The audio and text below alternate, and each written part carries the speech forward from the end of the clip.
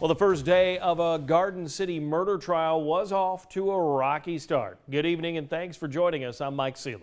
And I'm Dawn Baker. It almost began in a mistrial after a protest outside the courthouse. Isaiah Goodman is charged with murder from the summer of 2020. But that's not the only case he's facing, a point emphasized in court today. Our Madeline Bierster joins us now live outside the courthouse. Madeline, what happened?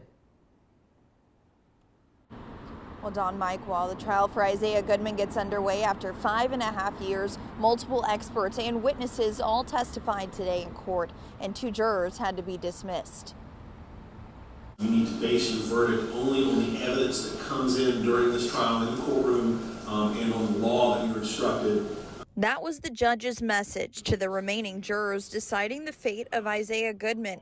Tuesday morning, just outside the steps of the courthouse, Sabrina Lilly, who we introduced you to yesterday, brought a sign and one of Goodman's former dogs with her in protest. Goodman's attorney asked the judge for a mistrial, alleging it could influence the jury. Judge Karp ultimately deciding to dismiss just 1 juror and proceed.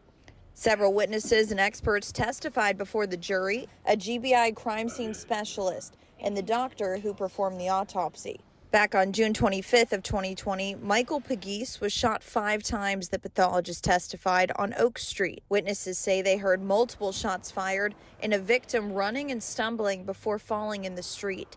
Detectives say as they arrived to the scene, a blue Chevy Impala was driving away. And the officers heard the shots, immediately got in cars and responded to the area. Who was driving is what the entire case revolves around. Witnesses testified they heard multiple gunshots around midnight. The jury was also shown graphic autopsy photos, heard about DNA testing and gunshot residue in the case.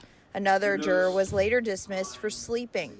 A Garden City responding officer and a DNA analyst expert wrapped up testimony for the day.